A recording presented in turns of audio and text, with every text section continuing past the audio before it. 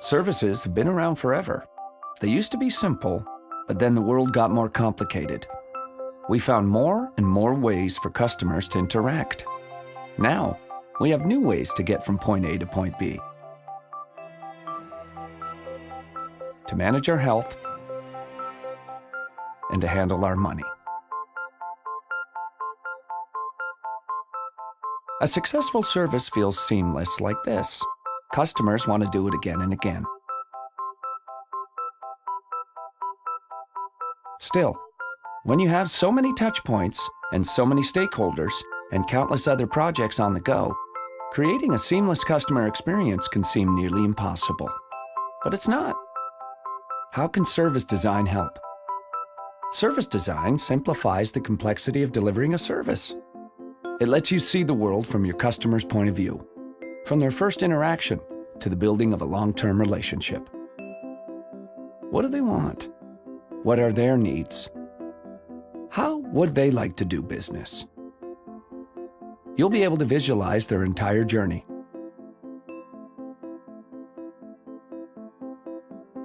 Every touchpoint and context, every function involved. You'll see opportunities to differentiate and deliver greater value, and you can prioritize the areas that matter most. Service designers work directly with customers, frontline employees, and internal teams to prototype and iterate better interactions. Service design shows you both the 10,000-foot view of your service and the specific details you need to perfect. But even the best idea is useless if it won't work on the ground. You need the teams, internal processes, and technology to make it happen. With all these pieces in place, delivering a seamless experience becomes less of a moonshot and more of a slam dunk.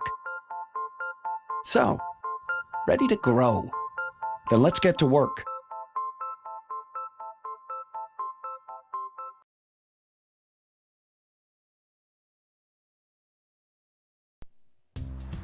Every day, consumers around the world purchase a variety of products.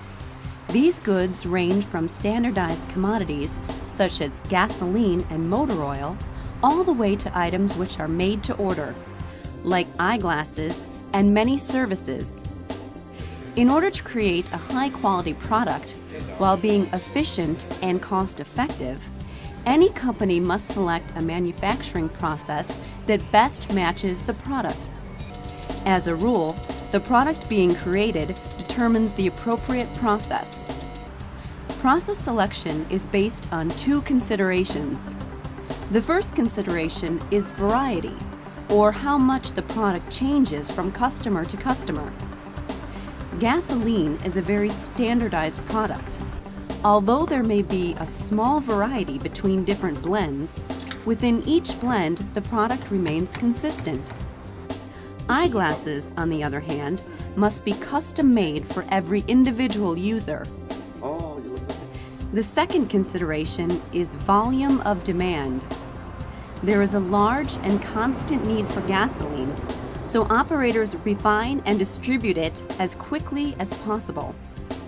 Glasses are custom-made to order, matching a prescription, and cannot be made in advance. A third consideration, the flexibility of the equipment used to create the product, is determined by the product being created and is often determined by the first two. These two main factors, variety and volume, may be seen as the vertical and horizontal axes of a graph. The result is called the product-process matrix. The most efficient production or manufacturing processes are found along the diagonal points on the graph. When a very standardized product is needed in very large volumes, a continuous process is the best manufacturing choice. This process uses highly specialized equipment with very little flexibility and is almost completely automated. Gasoline manufacturer BP refines crude oil into premium fuel in refineries across the globe. There is a constant need for its product, so production is continuous. In fact, its refineries in the United States process 1.5 million barrels of crude oil every day. These plants operate 24 hours a day, 365 days a year, in order to maintain cost effectiveness and match output to demand from consumers. Because of the large capacity of the operation, it is very expensive to shut down such a plant. Stopping production for just a few days can undermine a plant's profitability for an entire year. BP's facilities refine crude oil into a number of consumer products. Each barrel of oil contains 42 U.S. gallons, which is refined into 19.4 gallons of gasoline, 9.7 gallons of heating oil and diesel fuel, 4.3 gallons of jet fuel, and a host of other products. The first step in refining is separating the crude oil into these various components. Refineries have the flexibility to manufacture both gasoline and heating oil, but within the plant, each piece of equipment performs a very specific function. The process is automated, so operators spend much of their time monitoring and adjusting processes from a centralized control room. Chemical engineers determine the mix of products added during the conversion and treatment stages of the process. Others monitor such elements as the water used in the refinery to ensure that it's safe to return to the environment. The workers at the plant represent a wide range of specialized skills without much overlap. For a global petroleum producer like BP, continuous production is the most effective process choice. In many cases, though, consumers demand some degree of customization. In order to deliver a high volume of output and still offer some variety, manufacturers turn to a repetitive process called an assembly line.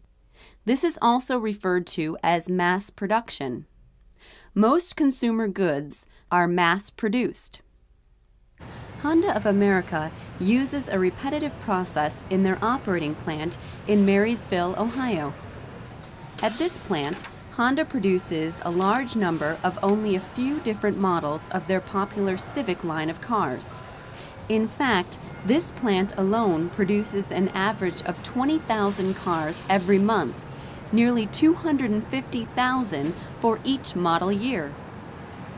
The production process utilizes a connected workflow in which the product moves along a conveyor system past a series of workstations. At each station, parts are brought to the line to be added or assembled until the product is finished. In traditional assembly lines, workers complete the same task over and over. At Honda, workers are trained in a variety of tasks. They rotate workstations regularly to avoid fatigue and to maintain quality. Because each station is designed for a specific task, there is little need for flexible equipment. Workers interact with tools more than in a continuous process, but much of the work, such as welding, is performed through automation. Still, there is enough flexibility at each workstation to offer a variety of options on the model being produced. In repetitive processing, variety is created by combining individual modules. Engines, for example, are created separately from the main assembly line, allowing engines with different specifications to go into the same model. Body color and interior features and plug-in items, such as stereos and accessories, are examples of other modules that create variety within the steady, repetitive flow. While this process is so structured that each line produces only one type of product, the line that produces the Civic, for example, cannot build an Acura, Honda is seeking to change that. At its Ohio plant, for example, workers are trained on the next season's model of cars while they are still building the current model.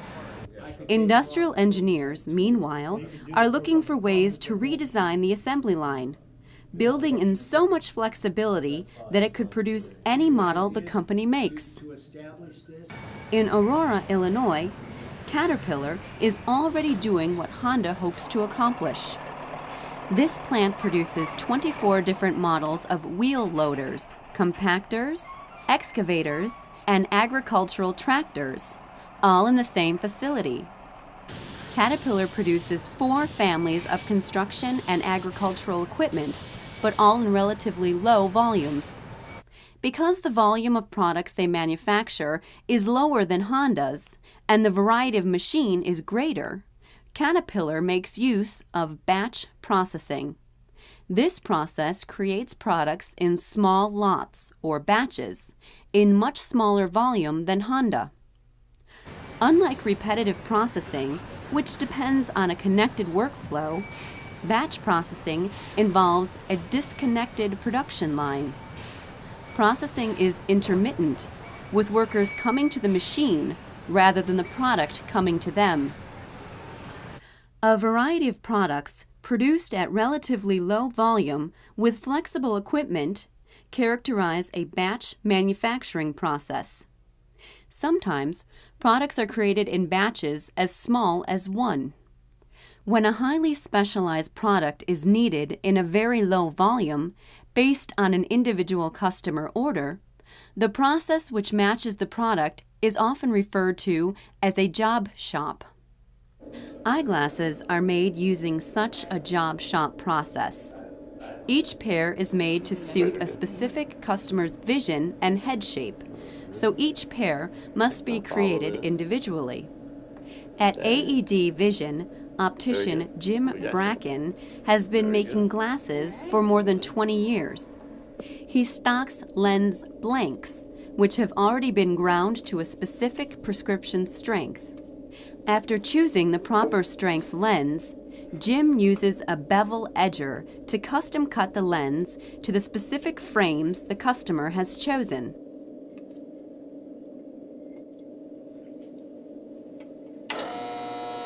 He then uses a hand edger to grind out any imperfections. The lenses are fitted by hand to the frames. Hi, how are you? Good, how are you? Yeah, I got a beautiful pair of glasses for you. All right, I can't wait to see them. Finally, he fine-tunes the fit of the frame to the size and shape of the client's head. Although many of these same steps go into the creation of every set of glasses, fitting the lens to the frame and the frame to the customer is unique every time. Outside of the bevel edger, none of the equipment Jim uses is specific to his industry. Standard table salt in a pan on a hot plate serves as a heat source to soften plastic frames for bending.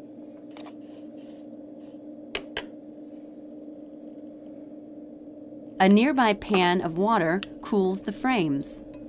Standard flexible tools, such as a screwdriver and pliers, are used to fit metal frames. This is typical of many job shops, where a small set of general-purpose tools are used in a variety of ways. Because every product is custom-made, the equipment must be flexible enough to change with each new task. And since volume is small, the process can be geared to providing an exact, custom product. Highly skilled workers using general-purpose tools to produce a small volume of very specialized products is typical of the job shop production processes. The product process matrix illustrates the general rules of manufacturing or production processes. Finding and using the appropriate process is necessary to ensure quality and keep costs low enough to match the market demand and volume. It is unusual, however, that a product will fit so neatly into one process or another, and many products depend on several processes for their creation. These hybrid processes are becoming more and more common. The steel which goes into Honda's cars and Caterpillar's heavy equipment, for example, is created through a continuous process. If you order specialized stereo equipment for your car, it may be produced through batch processing. Although the eyeglasses created at AED are built in a job shop, the frames may have been created on an assembly line and the glass blank for the lenses through a continuous process. For many manufacturers, the goal is to create high-quality products with the efficiency of a continuous process while building in as much flexibility as possible in order to allow for more and more customization. At the same time, small volume producers search for methods to produce greater volume of specialized products at lower prices. In order to achieve this mass customization, manufacturers must understand the dynamic of the product-process matrix.